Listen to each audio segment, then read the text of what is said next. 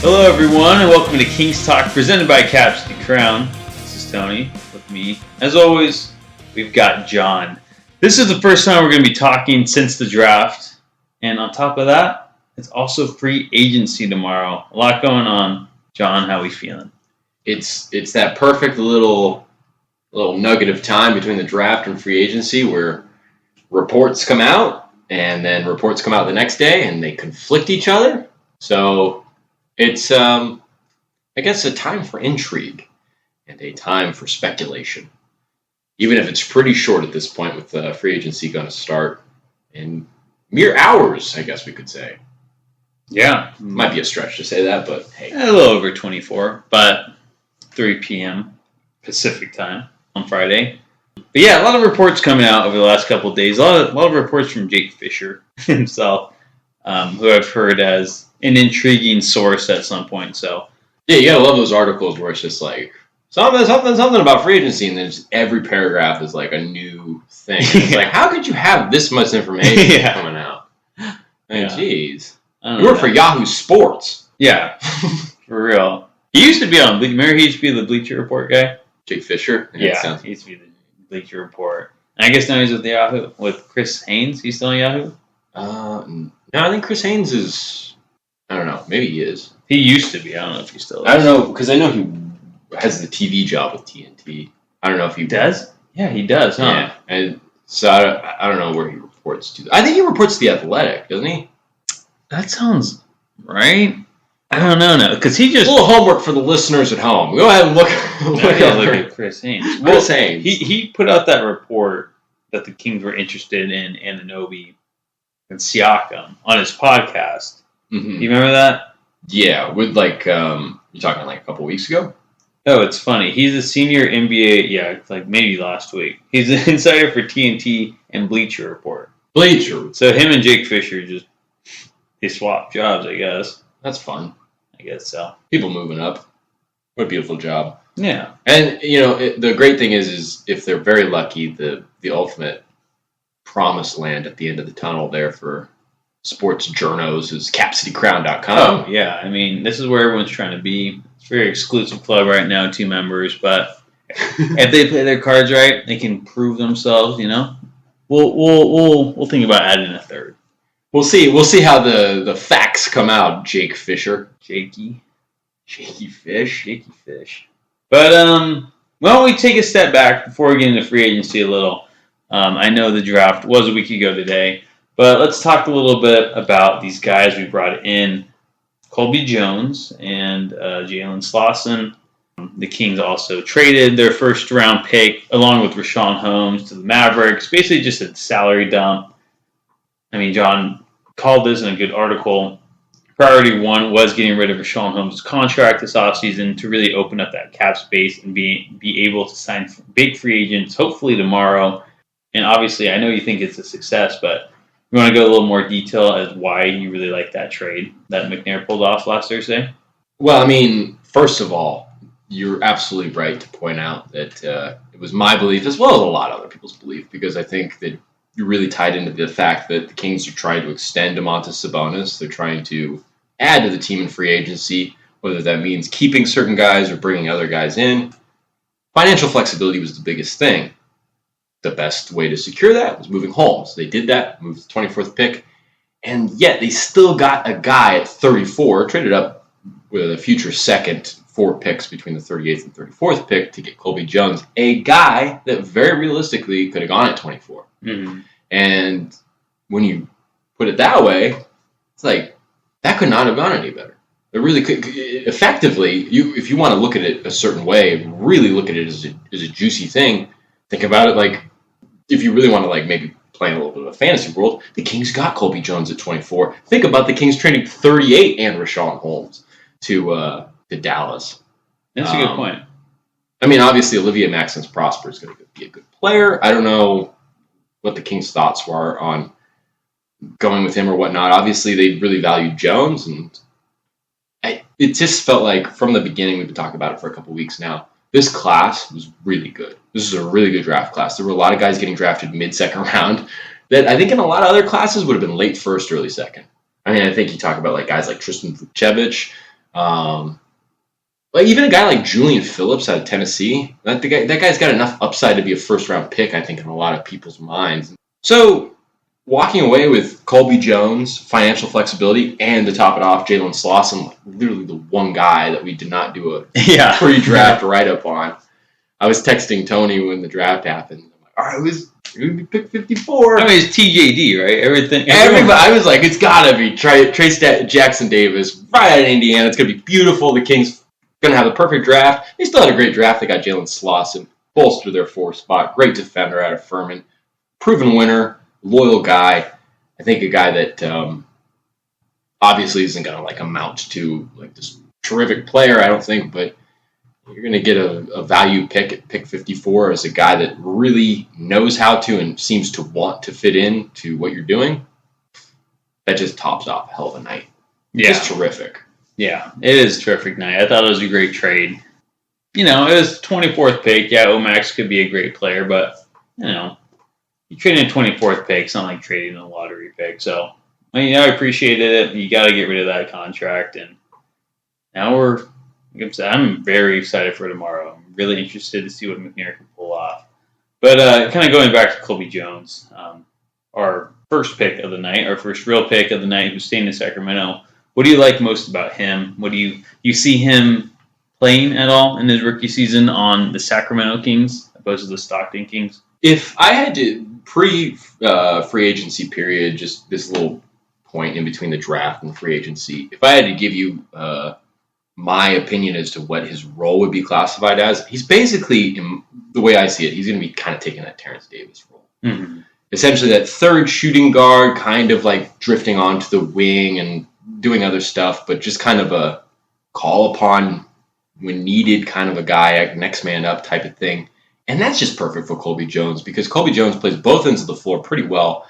I don't ever think that he's like elite on either end. I don't think he does anything that's necessarily elite, but he's a whole package. He's a guy that comes at the game the right way. He wants to do stuff. You know, I think at the press conference on Tuesday, they asked him like, well, what do you see your role being? And as opposed to Slauson, who was like, well, I'm going to bolster the depth of the 4. And Colby Jones was like, literally anything. I'll do anything. I don't care. I'll go out there and figure it out. And that's the kind of thing you'll want to see. I think he'll probably get spotty minutes. He won't be like a consistent rotational guy, I think, in his rookie year. But I think he'll kind of have that Terrence Davis, like 9th or 10th guy in the rotation type thing. You see him a couple times a week. And depending on that growth and that progress, you might even see him, you know, later on in his rookie season in a more rotational role. Obviously, things happen throughout a season. We can't count on the Kings having the best health as they did last year, although, hey, maybe they do. But if they don't, they got Colby Jones in the wings waiting. So long as they don't move Herter or Monk or anything like that, I mean, looking at the guard position, I mean, Colby Jones, I would call him a combo guard that can guard the wing, I think is how most people kind of characterize him. Mm-hmm. He's not really a small forward. I wouldn't confine him to being a 2 guard. He can handle. He can do all sorts of different things. He's lean, but he's strong for his leanness. So he can guard some wings. I don't think he'll be like taking on like big wings, but you know, it's just that's the type of guy that you kind of get his feet wet rookie season and whatnot. And I think, you know, by year 2 and year 3, you could have a really good contributor, even by the end of year 1. Colby Jones, I would not underestimate him. He has a great attitude about him. We talk about it with like guys like Trey Lyles and stuff like that. Just finding a way to, you know, locate where the empty space is and fill it in. And so Colby Jones, as a young player at 21 years old, I think he might be able to provide that. I think it'll be interesting. I think a lot of it depends on how well he defends at the next level and also, obviously, his 3-point shot. I don't have the numbers in front of me right away, but he did not shoot incredibly well. It was kind of an amazing thing that he went up to like 37, 38% in his junior season. So there are kind of some wait-and-see elements to Colby Jones, which, you know, late first-round pick, early second-round pick, you're always going to get. But in terms of attitude and baseline of skill set, very good, very good. Yeah, it seemed like McNair stayed with the high-character kind of guy. And just seems like a guy, like you said, just can do anything, really, between that 1 and 3. Maybe more guard, but, you know, maybe a small ball 3. So I'm excited for Colby Jones, see what he can do. I have one hot take about Jones. You say it. Not really a hot take. Oh, yeah, I'll call it a hot take. Sure. I think Colby Jones, and I love Malik Monk, but Colby Jones is longer, stronger, more versatile than Malik Monk. Colby Jones also is kind of basically that combo guard, second ball handler, can facilitate, very unselfish. I could see him filling in a Malik Monk role in a year or two. Okay. And I think, like I said, obviously you'd want to make sure he's a good shooter, and he really does have like at least a baseline of defense, which I really wouldn't be surprised if that just ends up happening. I think that might be a given. I think that will definitely be his baseline calling card in the league. But that three-point shot, if that starts to fall and he starts to gain confidence and really can kind of maybe become a little shiftier with the ball and be a little bit more of a creator, he could easily fill into a Malik Monk spot. I don't think the Kings are banking on that and waiting for Monk to play his last season with Sacramento. I'm sure Darren Fox would have something to say about that. Yeah. But, setting yourself up for the future here, and it might not necessarily be next season, but maybe in 2 or 3 years, you could have a guy that could essentially fill that role. So that's kind of where I would go, at least first impressions of Colby Jones. No, I can see it too. Good shooter, can handle the ball, distribute, but also be that scorer. If you kind of upset it a little. No, I think that's a good comparison for sure. And like I said, longer and stronger too. So you'd be getting the physical assets that really have kept Monk kind of limited in his career. This is the fact that he's 6'1" and he's very light frame and not super long. And that's crazy that Monk's only 6'1". He's 6'1", right? Or is he 6'? No, he's 6'1". Yeah, he's 6'1". He's shorter than Fox. But yeah, a lot of positives about Jones. But also a little about Slauson as well. Slauson. If you turn that W upside down, you got slams. That should. I mean, I don't know. That's why they drafted him, I think. You might want to check out Cap City Crown's store. I don't know. There might be a T-shirt on the way. Jalen Slauson, though, I guess I'm with a lot of you guys. I'm kind of learning about him as we go along. But I did some work this weekend. Of course, if you want to learn more about these guys, some in-depth kind of whatnot, you could check out our website. We've got a piece out there. We've also got a YouTube video on the 2 prospects and what they'll bring as far as we can tell. But Jalen Slauson, long, fairly athletic, strong. I think he's 220-something pounds. Good frame to him.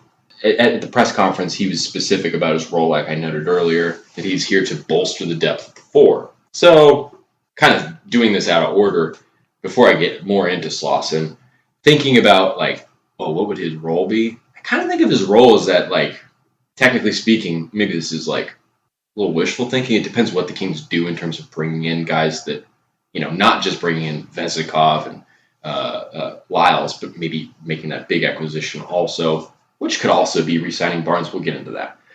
But it seems like Jalen Slauson would probably have a role that's akin to what KZ Okpala had after the starting experiment went out the door, where essentially he was kind of the third power forward, if you wanted to look at it that way. Yeah. I mean, that's a fancy way of saying that Slauson will be your third 4.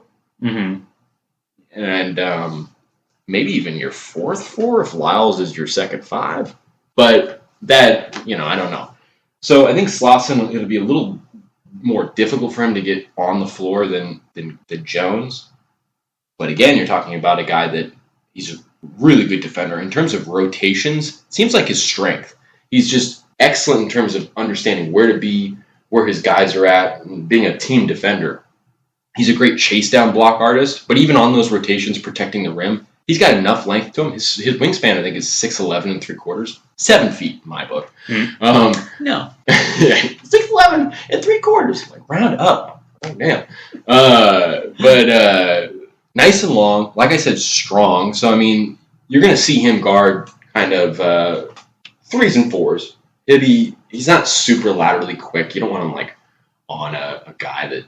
I can't have an example off the top of my head, but a quicker wing. Yeah. It's going to get by him. I don't know if that's the greatest thing, but in terms of guarding 4s in the modern NBA, he's well suited for it. 6'7", long wingspan, good frame. He'll get stronger, I think. I know he's going to be 24 for most of his rookie season, so in terms of physical growth, it's not really looking up as much. But you have to imagine that he'll be adding some muscle and getting maybe closer to 230 pounds in a year or two. And combine that with, like I said, his length. He's got really good leaping ability. He could be a really interesting player. I think again, kind of coming down to attitude and whatnot. He's all in on what the main goal for the team is or for what the program was at Furman. He returned for a 5th year for one thing. That's crazy. And seriously, and he returned just to win the conference, his conference tourney, the Southern Conference, which he did, and then he beat Virginia in the NCAA tournament. I mean, he didn't; his team did. Just seems like a winner. I think that's what Monty McNair kept calling him, a winner. Him and Jones, but. So, what can we expect out of him offensively? Offensively, I mean, I guess kind of like what McNair had said at the press conference. I mean, in general, you're looking with the state of the team, kind of zooming out here. The state of the team, obviously, you have 2 All-NBA guys. You just need connecting pieces, as he put it. Guys that can finish, guys that can make the extra pass, make the right play. So, for him, I mean, it's important to note that he was a point forward at Furman. He was basically the hub of the offense there. Did a lot of passing. I don't have the numbers in front of me, but I think he averaged just under 4 assists or around 4 assists. Really good passer from the high post, up at the elbow, or from the top. He's the type of guy that you could get him on pick and pop situations, which is important to note because I think he was about a 38% shooter in his final year at Furman. It'll be interesting to see a lot. Obviously, rides on his shooting as with anybody, but he's the type of guy that at Furman, even his open shots game, he would make the extra pass, all that stuff. So he's very much looking to be unselfish. His good leaping ability and strength makes him a pretty good finisher at the rim. So to answer your question, he's going to, I mean, like, we have to see it to believe it. But like McNair said, be that connector. Not to be that 4th or 5th option. Not really being there to do anything on that end, but to facilitate, make hard cuts, keep the kind of pace in the half court going, run the floor in transition. Just doing all the little things. He doesn't have, like, offensive strengths that are, like, incredibly mind-blowing. I mean, even as, like, a playmaker for other guys, when he puts the ball on the floor, he goes right. He doesn't go left very well. He'll do crazy things just to get back to his right side, which creates turnovers and stuff like that.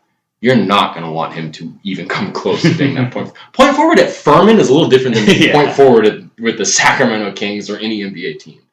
So, you know, it's a little bit of a question mark, but it'd be slow and kind of like, you know, not the most ample workload on offense. But if he does things well, if he shoots, if he can kind of find ways to make magic happen, as it were, it could be bigger. But like I said, I don't really anticipate Slauson being a nightly rotation guy in his rookie year. But in terms of depth, and you don't want to say developmental piece for a 23 going on 24-year-old, but kind of. You'd like to maybe see him, and he's a late 2nd round pick, so it's like I expect him to be on the roster, but they're going to see about what he can do, and then, you know, at the end of the year, maybe get another kind of like opportunity to think, you know, what route is he directed in. I think his rookie season will be very telling. I think it'll be a little bit more year by year. I think obviously with the age, you don't give a guy as much of a leash, but like I said, character-wise, in terms of wanting to do the right thing for the team, he's all in that regard. And I think anytime you have a team with good chemistry and a team that's talented and successful, you add a young guy that's like that, should be seamless. Should be. Even if he's not making the biggest impact, which he's not really expected to do. So Slauson, it could very much be, you know, a year or two, a rotational guy. Mm-hmm. But I think at the end of the day, he's a good depth piece, and that can develop into more. Yeah, just you can get out of him. Yeah, I think he's great. I think it was interesting. Chris Livingston out of Kentucky was the last pick. 4 picks after whatchamacallit. Right before Slauson was Jalen Clark out of UCLA. Those were 3 of the best defensive prospects late in the 2nd round available. Livingston's agent called teams ahead of time to tell him, don't draft him. He wants to go to the Bucks. I can't really blame him. Yeah. That's a nice place to go when you're a young, really raw project like Livingston, who I think is coming out as a freshman. He probably should stay another year in college, but who am I to say? He got drafted. Good for him. I wonder if the Kings were interested in him at all. Also, with Clark being there, I think the Kings might have been more interested in Slauson just because there's a positional difference between Clark and Slauson. Clark is strictly a perimeter defender, and then Slauson, like I said, is basically a 4 and bigger threes. kind of defender. Mm-hmm. So Slauson kind of fit the bill of what the Kings maybe needed more in terms of a guy that can maybe see the floor more. Mm-hmm. You might actually honestly be able to argue the other way. But considering they drafted Jones, you orient kind of more towards the front court with Jones maybe more as a backcourt guy. So I just thought that was kind of interesting. I do, at the end of the day, of those three guys, I do kind of get the sense that even with all those other things, especially with Livingston's agent, I still think that the Kings probably had Slauson valued higher than the other three. But I think it was interesting with the draft positioning. The fact that there were three kind of defensive upside kind of guys there, kind of interesting to kind of just consider. Yeah, that's true. They kind of stuck together at the back of the draft. Yeah, especially at that point. Mm-hmm. But yeah, all in all, it sounds like the Kings had a pretty good draft night, picking two high-quality guys in Slauson and Jones, and then trading the first-rounder to create some more cap space by attaching Holmes to the package, which kind of leads us into our next topic, which is free agency, because with that Richaun Holmes and first-round, or I guess Omax trade, the Kings cleared up about $15 million in cap in that alone, which puts them at like $34 million in cap room for the free agency that starts tomorrow. And there's a lot of rumblings in every direction what the Kings may do. I don't know. I don't even know where to start. What do you want to talk about first? I think let's clear off. If there's so many rumblings, let's clear off some rumblings. To start, one of the biggest things that we've been talking about over the last couple of weeks is, will the Kings trade for OG Anunoby? I think it was a couple of weeks ago. Mm-hmm. Barling came out and reported that the Kings are aggressively pursuing Anunoby. Well, things might be cooling off in that department. To start, apparently the Warriors had offered Toronto, before they made the trade with Washington, they wanted to do a deal centered around Jordan Poole and Anunoby, and the Raptors were like, you want Anunoby? How about more like Anunobody for Poole? You can take a hike. Why don't you put an egg in your shoe and beat it? Pound sand, kid. So they weren't interested in that. And obviously Toronto is notorious. I think for the last 2 years at least, we've seen that this is a team that has very high asking prices. It almost seems like by saying that Anunoby, Siakam is available, it's more of just, well, let's just see what they offer us. Yeah. Maybe somebody will do something crazy. Because if worst comes to worst, these guys are still pretty young. They still make up a pretty decent core. I mean, you could maybe still do something. I don't know if they'll win a championship that way, but, there's no point going into a crazy rebuild if you can still kind of eke out some entertainment money with a pretty decent core. I think that would be how the mind of an owner works. And I think that by doing that, it's important to note that they're not kneecapping themselves. They're not doing something where they're signing a bunch of 38-year-olds for huge deals and they're going to be paying them forever or something like that. Yeah. They're still going to be in a position to reset anytime they want. Maybe. And kind of facilitating that note, it was a guy by the name of Michael Grange of Sportsnet, which is a Canadian site. They reported that Toronto believes they could be a, quote, factor in the East if they bring back their core, which would include keeping Siakam and Anunoby, re-signing Van Fleet. Scotty Barnes, obviously. What a guy. What a player. I like Scotty. Scotty Barnes is a hell of a player. Yeah. But, yeah, I mean, honestly, they might be able to keep the core together without bringing Van Fleet back. I mean, I think one of the things with not bringing Van Fleet back is putting the ball more in Scotty Barnes' hands and letting his playmaking ability kind of flourish a little bit more. Mm-hmm. I mean, Van Fleet is a heavy ball handler, if I'm not mistaken, like high usage with the ball in his hands. So they could still keep the core together in a way and still kind of compete. I mean, obviously, it's not even about keeping the core together. It's just no realistic trade coming up to where they can dump off. I don't even want to say dump off, but move Anunoby or Siakam. And as much as, and I think there was another report today that was like, oh, the Kings are interested in Siakam and Anunoby. Yeah, no shit. No. I mean, to get Siakam, I mean, obviously he's a better player. He is the better player. It'd be obviously, I'd rather have Anunoby. I agree. Because it fits better. You don't really need Siakam with Sabonis and Fox. But it's like, at the end of the day, Siakam's a better player. Yeah. He's the, 2-3-time All-Star. Mm-hmm. So, of course, he's going to cost more regardless of fit. So it's like, you're interested in both. Yeah. No way. The Siakam thing, everyone wants Siakam. I'm like, why? I own an Anunoby. I mean, other than Michael Bridges, I mean, it's hard to find like a more perfect fit for what the Kings need right now. A defensive wing who can shoot the three ball well and can step up into a star role if needed. Yeah. No, I think you're absolutely right. And, and then when you start thinking about taking Anunoby off the table, which is very like, that's just the way it is. It just doesn't seem like the 2028 and the 2030 pick plus one of, I mean, I guess they don't really want Mitchell. And I don't know if the Kings want to get rid of Mitchell, but I don't think anybody knows what the Kings would be willing to give up or wouldn't be willing to give up. But I know that the Raptors wanted Herbert and Monk. They wanted, I think, a shooter in that situation. They ended up drafting Grady Dick, so it'd be interesting to know how much that changes. But I don't know. I think at the end of the day, it might be kind of nothing going on there. I don't really see, even if that report about them considering keeping the core together was total baloney, which I doubt it is. It's not Jake Fisher. But I mean, even if that isn't true, I mean, it's still true that the Raptors want a huge asking price. Yeah, at the end of the day, I just don't think the Kings have really with any big trade. They just don't have the pieces. Because I mean, a team to give away one of their better players is going to want Keegan Murray in a package. Exactly. I mean, they don't have their first rounder this year to give up now. Mm-hmm. It's going to be Keegan Murray. I mean, your next best piece other than a draft piece for like, I mean, you're not giving up Fox just a bonus, obviously.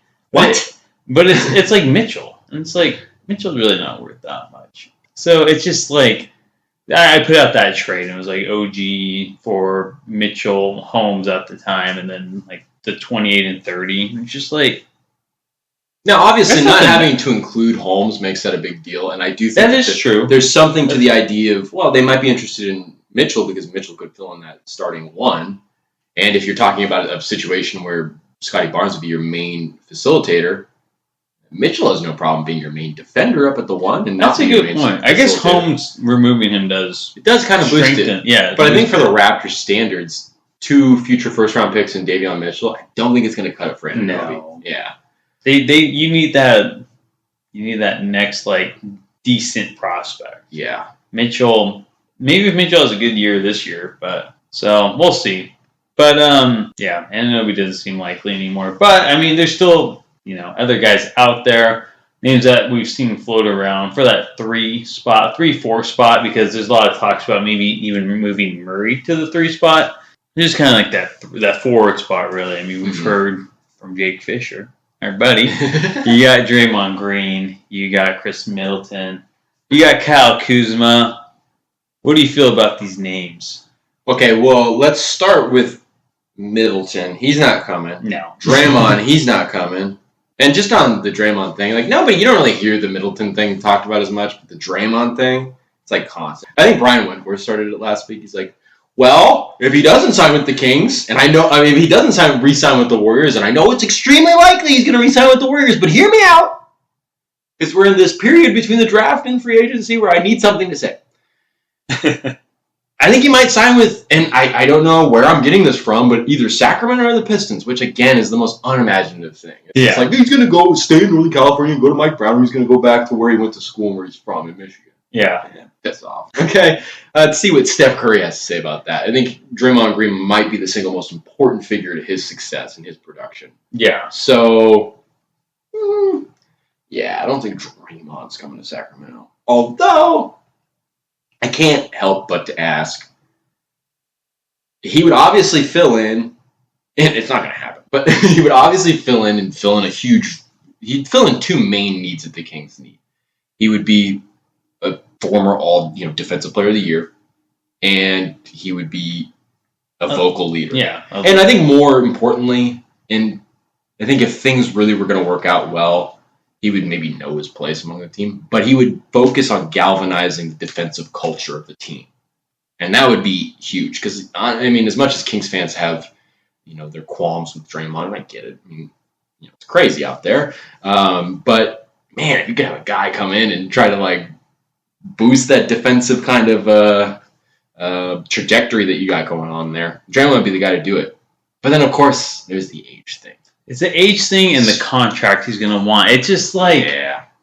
I don't know. I'm not really split on it. I don't want Draymond basically for that reason. But man, he's obviously going to want it's his last chance for a max. Mm-hmm. He's going to want it. He's going to get. I don't really know how much maxes are anymore. They're money in the NBA is weird to me and crazy. So I'm assuming at least 35 a year over 4 years, which is how old's Draymond now? 35. Forget about it. So you're going to be paying this guy in 2 years to basically not be very good anymore, which is I think the main reason not to sign him. But I mean, he could be Udonis Haslem those years. It's like, but for 35 a year, it's a little different. He would be great to. I mean, I get what he did to Sabonis and just who Draymond is as a player, but it's like you have to respect him, and he would help turn this team around. And he would be the guy to help him take that next step. But it's just like for the money, and at his age right now, maybe like 5 years ago, sure. It's like, geez, it's hard to justify it now, and it's hard to justify that for any team other than the Warriors. Yeah, it's honestly, kind of like it's their last chance essentially. Yeah, they maybe got like 2 years left. Yeah, or I'm surprised the Lakers aren't being talked more. Yeah, him and LeBron are buddies. That would have been that's another interesting. Come on, Brian Windhorst, why don't you bring him up? Why don't you bring up the Lakers? Yeah, your buddy LeBron. I was watching like NBA Live or the NBA Today on ESPN. I was watching that earlier. I was gonna say I was watching NBA today, and they were talking about Draymond. Like, they went from like I don't remember one guy. They went to like Perkins, Ramona Shelburne. They all said the same thing. The Pistons are kings, but he's gonna sign with the Warriors again. Why are we even talking about this? What are we doing? What the hell? Don't take Malika Andrews off the screen just to have this crap going on. Come on. But I mean, that brings us to our next guy, and he's being talked about a lot. Is Kyle Kuzma? I'm just gonna flat out say it. Kuzma, he's wanting. That's one thing. He's wanting $30 million a year. I'm not sure if Kuzma's gonna get $30 million a year. I don't know if a team's crazy enough to give. Maybe. I mean, I've seen crazier things happen, but this is a guy who's gonna want $30 million a year. When one, he's not the best stretch four. Two, he's not the best defender. And three, you got to resign Sabonis next year. I mean, they're talking about negotiating contracts, and it's going to look around the realm of 4 years, 140. I think it was 120. 120. Wasn't that from a Fisher again? Yeah, from Jake Fisher, our boy. That might have been a good nugget. Yeah. So I mean, he's going to take up a lot of cap space himself, and yeah, I mean, just having Kuzma, I just don't think he's. Yeah, I don't think he's a good fit for Mike Brown's system. I think if you sign Kyle Kuzma, you're essentially going. You're not really. I don't think Kuzma would be a terrible signing. Do you think that in terms of fit and whatnot, and maybe like even chemistry's sake, you might as well just resign Barnes? Yeah, because Kuzma thrives is kind of having the ball in his hands. He can create for other guys. He's good with the ball in his hands. Again, I mean, like that's all you can say. I mean, he's not like a catch and shoot threat. You don't want him standing in a corner. He probably wouldn't want to do that. I give his defense a little bit more credit. I think he'd be a great team defender. Okay. I think whenever I see him out there, he's not getting like blown up out of the water out there. I wouldn't say he's a great defender. I would agree with you there. I might even say he's a little bit better than Barnes. But okay. I still think that given everything, you shouldn't go out and pay Kuzma that much money when you could just bring Barnes back for cheaper. Again, you're probably going to get yourself in a situation where you're going to be signing Barnes for 4 years or something like that, and you're going to be getting him until he's like 30-something. What I've seen float around is 3 years between 52 and 60. I'm hoping closer to 52. I don't really want to be paying Barnes $20 million a year again. We did that once. Yeah. I mean, he was better those years than he will be going forward. True. So maybe like a declining contract. But that's what he did in the other one. It was like 4 years, $80 million, and he went from like 23 down to 17, I guess. Yeah, and based on that, I mean, he would be willing to do it again, especially with a situation that's far more promising. Yeah. Going into next season and continuity. He's got some roots here now. I mean, this is his most tenured team now. Yeah. More than the Warriors, I believe. Yeah. I think you're right. Yeah. I mean, he's been here for a minute. He has connections in Sacramento. The Barnes thing is weird because, I mean, like 2 days ago I read... Yeah, Ham tweeted that talks had gone quiet about an extension. Talks had gone quiet. Jake Fisher said that, like... It's not likely. It's not likely. They haven't talked. Indiana, he might go back with Tyrese. I guess they still have a good connection. Mm-hmm. And then I seen like tweets today from like Carmichael Dave and I think some other source, and they're the talks are resumed again, and like they're inching towards a deal. Like, well, which is it? Yeah. Well, I mean, maybe it was quiet and then it came alive in like 12 hours. But I think it's kind of weird. But I mean, it seems like the truth is, I mean, regardless, I think this is how the Kings view things. With the events going on with Toronto, with the realistic outlook on guys like Green and Middleton, even Jeremy Grant, like the idea is like those are not really guys that you can bank on trying to sign. I think just things have developed to the point where the Kings are just like, okay, Barnes is really our best option. You have to start renegotiating with. Now, granted, we're recording this Wednesday evening.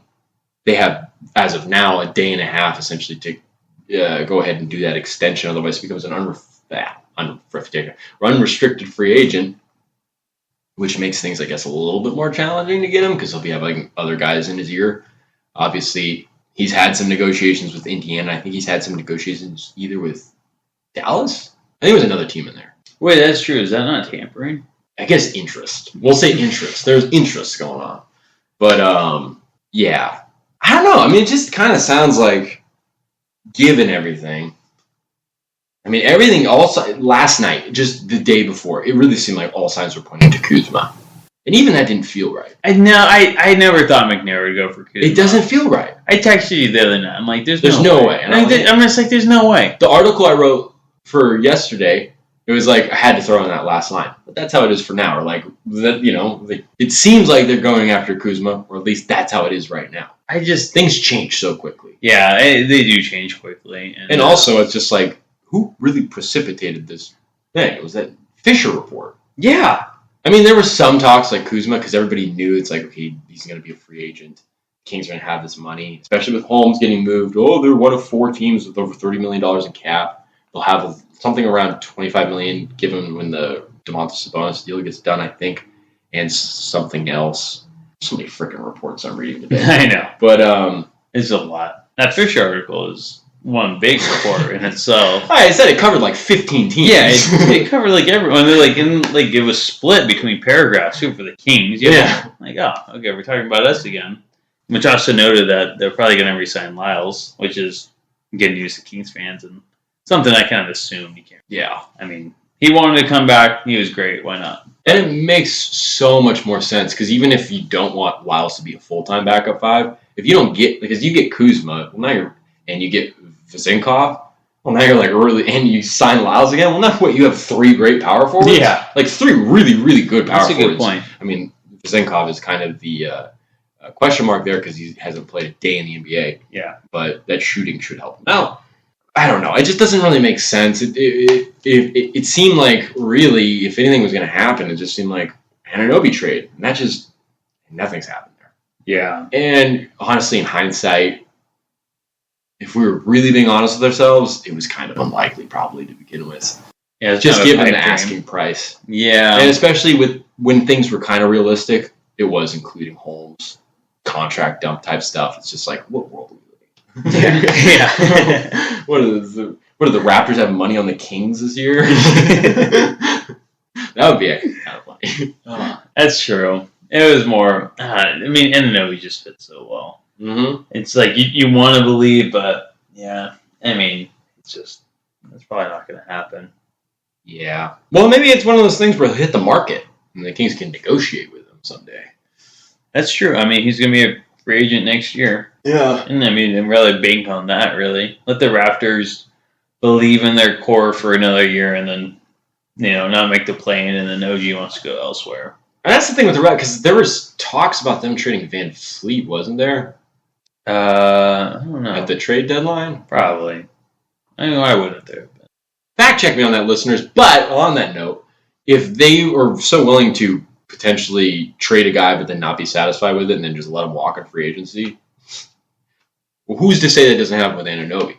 Yeah. So, Just look at Anunoby. I just think and just in free agency in general too, is like there's so much more to think about than just this year. Like paying Kuzma $30 million this year, or even 25. It's like okay, that's why it goes back to Barnes. We can get Barnes for $17 million a year. Yeah. Because one, you have to re-sign Sabonis, who's going to be taking at least 10 million more, if not more, cap a year.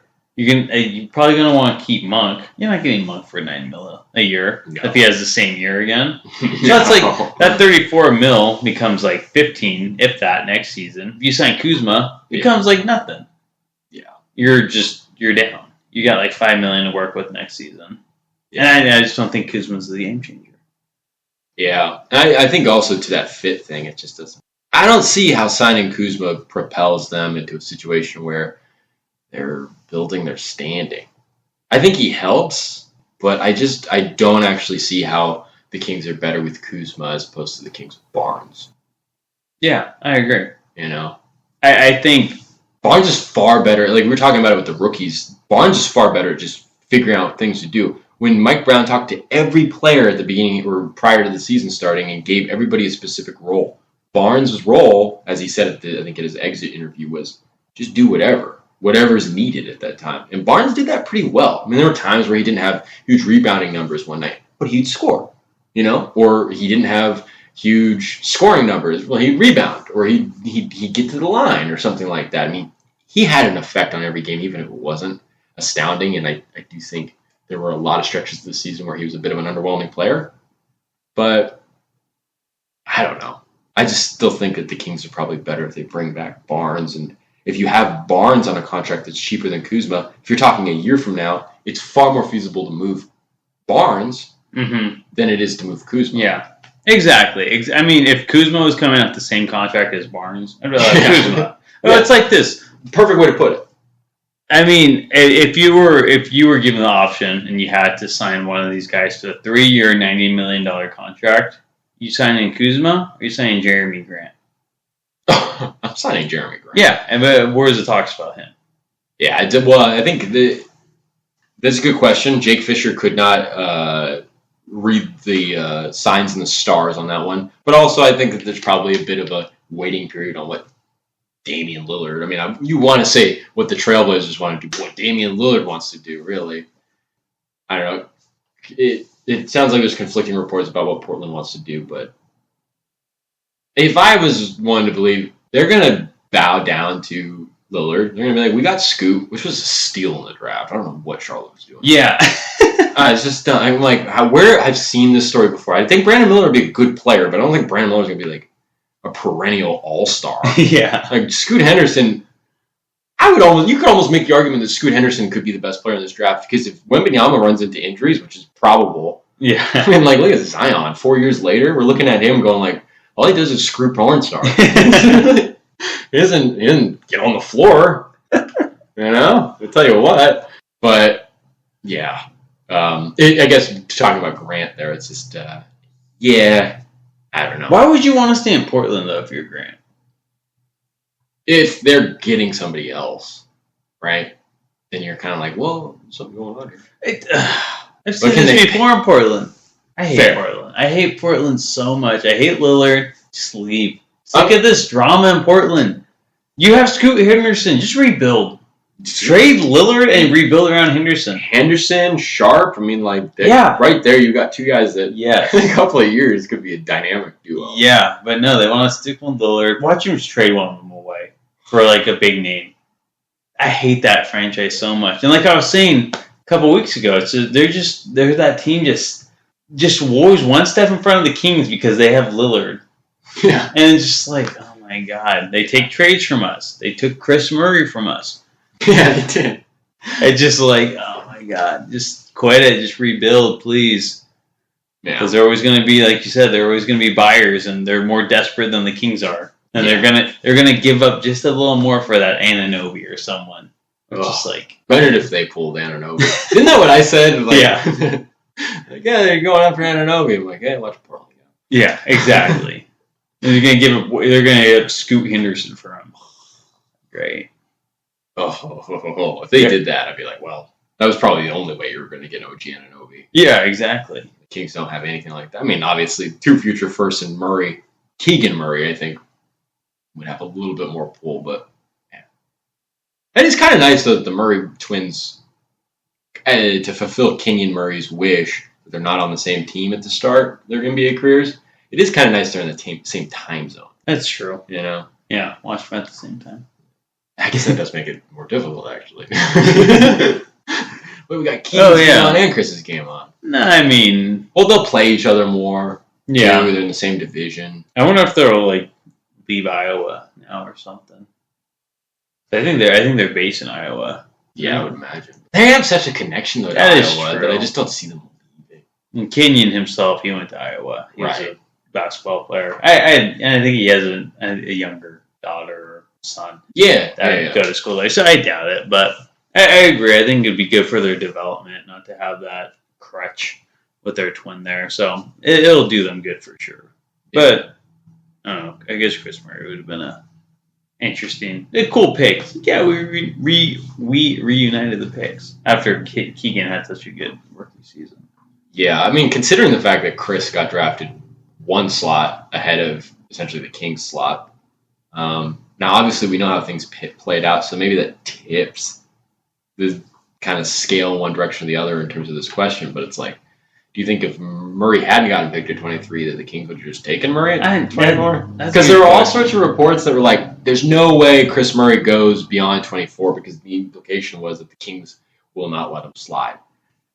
We'll do whatever it takes to take him. Like, obviously not trade up to get him, but if he falls in their lap, they'll take him.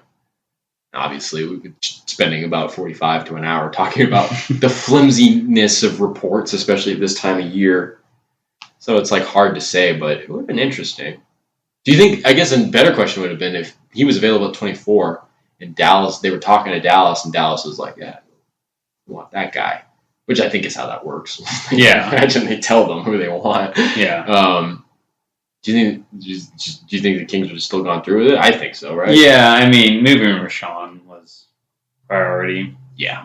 Over a 24th pick who may or not be in the NBA in 2 or 3 years. I mean, Come on. it could be. I mean, you've seen great late first rounders, and you've seen a lot of busts. It's just, I mean, but I guess you can say that anywhere in the draft, but more so deep down the draft. Yeah. It's not like the NFL, but I'm happy. I guess it didn't come to that. I think they still trade Chris, but that would have been a hell of a circus, though. It's like the Kings select Chris Murray. Now everybody's going crazy, but then you just hear like Malika Andrews on the other end. This trade's going to get moved. Yeah, people be like, what?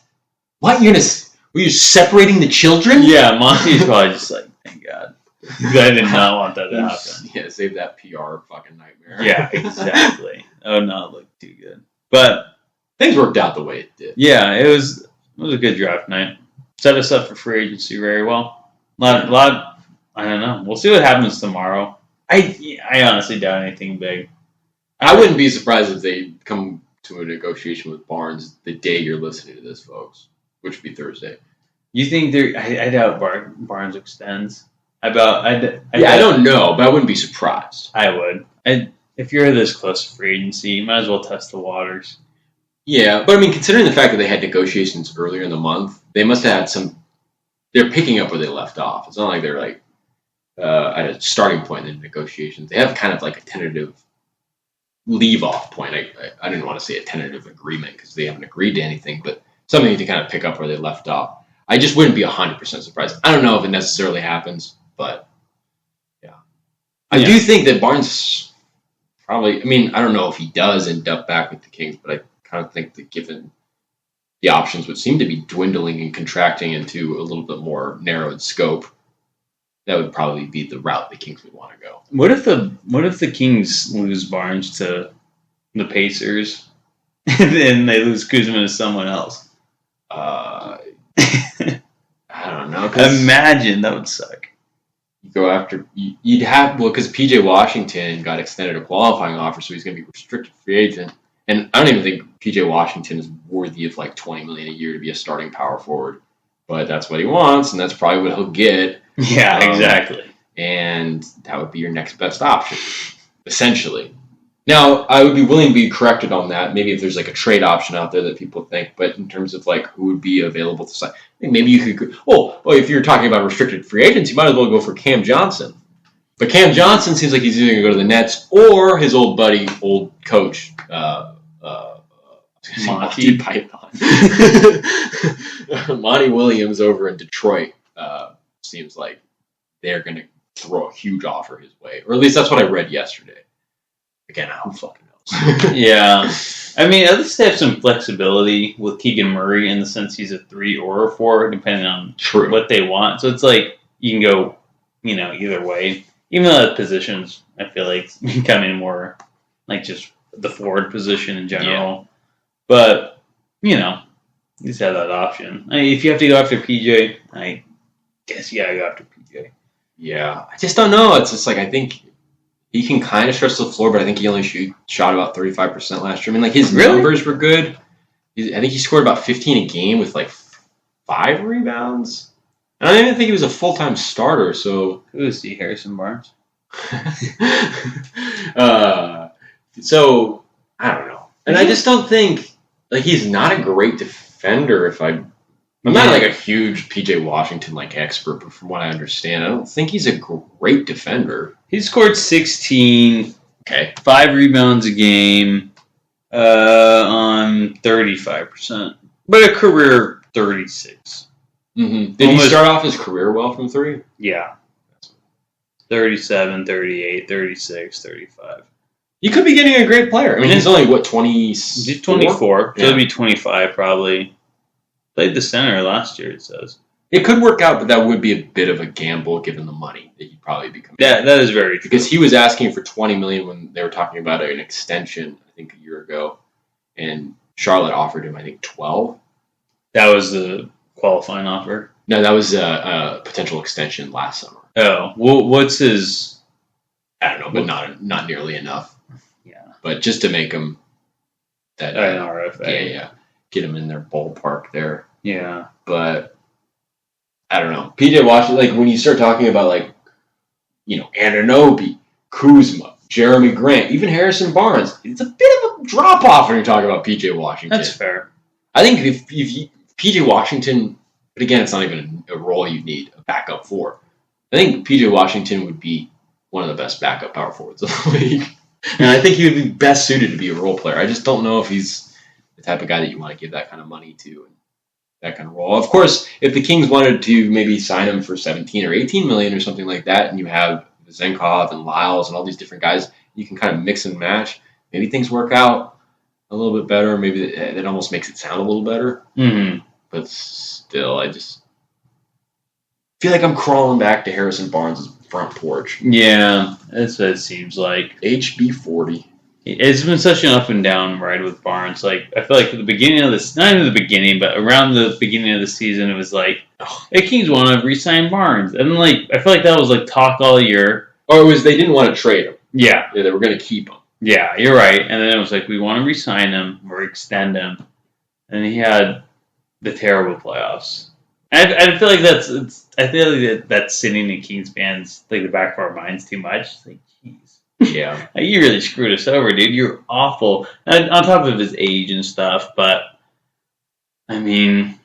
And also, the only thing I don't like too much about Barnes is that, Fox and Sabonis were the All-Stars. Yeah, they can improve. I don't know if they're going to drastically improve. I think that's just the players they are, which is very good. Where you bring back Barnes, you're kind of like, you bring Vezenkov, whatever, like maybe he's good, maybe he's not. Like you're kind of sitting with the same team last year, in a way. Maybe a little improved. Murray can improve. Maybe you can bring in a piece here or there. But it's like, that team wasn't a championship contender. If you bring back in Barnes, how much are you really improving? So I think that's why, like, the prospect of Kuzma or like a big name this year, while you have this flexibility, is appealing. It's like, well, we're in a good financial position. Mm-hmm. But it's like, we're not win now, though. That's the problem. You have a lot more to think about. It's definitely a conundrum. Yeah, it's tough. We're in a weird spot. Because usually I don't know. Don't feel like If only you could have gotten Anunoby. Yeah, exactly. It just really underlines how perfect that would be. Exactly. You get Anunoby, I'm like, this is a title team. Yeah. But Barnes, I'm like, you're that one piece away still. And that could be Murray in 2 years. But I don't think it's Murray this year. Or a more consistent Herter, even. Yeah. Because, he killed us too. He did. And not just in the playoffs, but he did. But he was terrible. He was in the stretch. Really late and then into the playoffs, and then, there was that middle period in February and January where it was he's getting blown by and he's missing threes. Yeah, exactly. So, you talk about improvement of guys. I guess in terms of Fox and Sabonis, the ways they can improve is shooting, mostly Sabonis. Yeah. Herter obviously talked about conditioning. But I agree. In terms of on paper, you're not doing a lot to bolster things. But we saw the Kings not bolster the roster. They got Kessler Edwards, which actually ended up bolstering the roster pretty significantly, in my opinion. And having had his club option picked up, what we all thought was going to happen happened. So he'll be back next season. But, the Kings stood pat at the deadline. Didn't see any reason in doing anything too crazy. Played it safe. And again, like we said, it'd be better, even if you're not getting 100% better, you're not putting people in a position to take that side of the argument that the Kings got way better by sending Barnes as opposed to Kuzma. Going back to what we said earlier, you're in a better position financially and in terms of moving either guy or creating space in other ways to move Barnes at a cheaper deal than Kuzma at a premium deal. That's true. So, my goodness, there's a lot to look forward to at this free agency. I'm looking forward to it. Yeah, and at the end of the day, with all these options out there, it's just I'm glad McNair's at the helm. He's been killing it ever since. He's so good, and it's just I'm glad I can I know he's gonna make the right move. It might be a disappointing move in the moment. It's so all we did was get Kessler Edwards while all these moves are being made. But it's whatever. It's obviously better for our future, and he sees that. And I'm glad we extended him. Yeah, big move. So it's gonna be a fun day tomorrow. Yeah, 3:00 on a Friday. Crack open a beer. That's right. Just see what happens. It's gonna be. We'll see what. I don't know. We'll see what happens. It could be a crazy move. It could just be you sign Harrison Barnes. Seriously. Or worst, a lose. We get no one. Kessler Edwards is projected to start. It'd be oh man, you're rough. Yeah, but I doubt that'll happen. I feel like Barnes will come back if anything. But yeah, I don't know. I guess we'll find out tomorrow. Yeah, that's all we can say for now. Yeah, we'll have a lot more to report on once I guess free agency begins, and I feel like most of the big moves get made that first day.